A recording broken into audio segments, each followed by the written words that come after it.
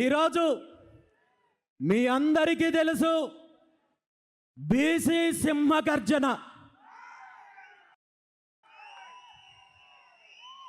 చాలామంది నన్ను అడిగారు,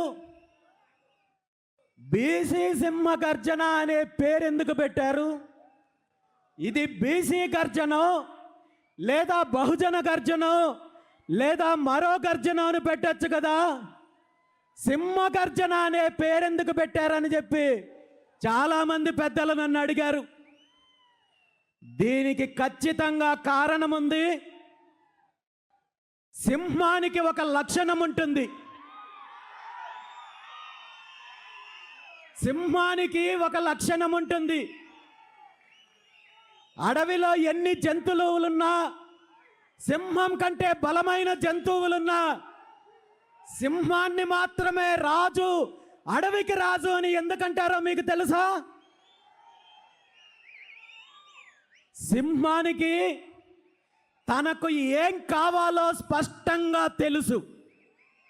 తనకి ఏం కావాలనే దానిపైన స్పష్టత ఉంటుంది.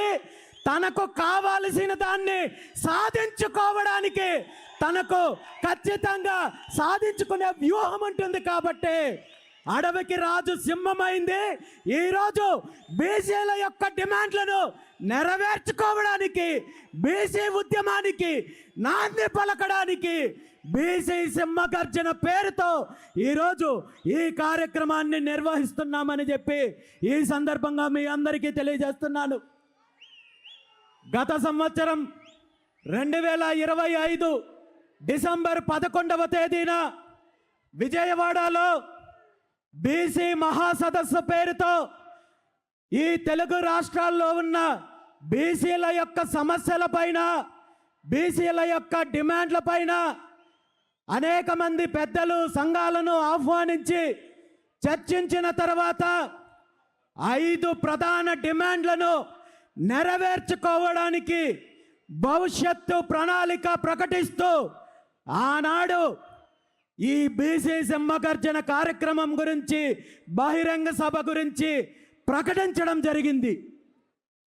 ఈ కార్యక్రమాన్ని ప్రకటించిన రోజు నుండి ఈ రోజు వరకు ఈ రాష్ట్రంలో ఉన్న అధికార పార్టీ కావచ్చు, బీసీ వ్యతిరేక శక్తులు కావచ్చు, బహుజనుల వ్యతిరేక శక్తులు కావచ్చు, పరిపాలన పక్కన పెట్టి, వాళ్ళ వ్యాపకాలు పక్కన పెట్టి పూర్తిగా బీసీ సింహగర్జన కార్యక్రమాన్ని ఏ విధంగా అడ్డుకోవాలి, ఏ విధంగా తప్పుదారి పట్టించాలి, ఏ విధంగా నిర్వీర్యం చేయాలి, ఏ విధంగా తప్పుడు ప్రచారం చేయాలి, ఏ విధంగా తప్పుడు కథనాలతో ప్రజల్లో అయోమయం గురి చేయాలని చెప్పి ఈ 2 నెలల కాలంలో వీళ్ళందరూ చెయ్యని ప్రయత్నం లేదు.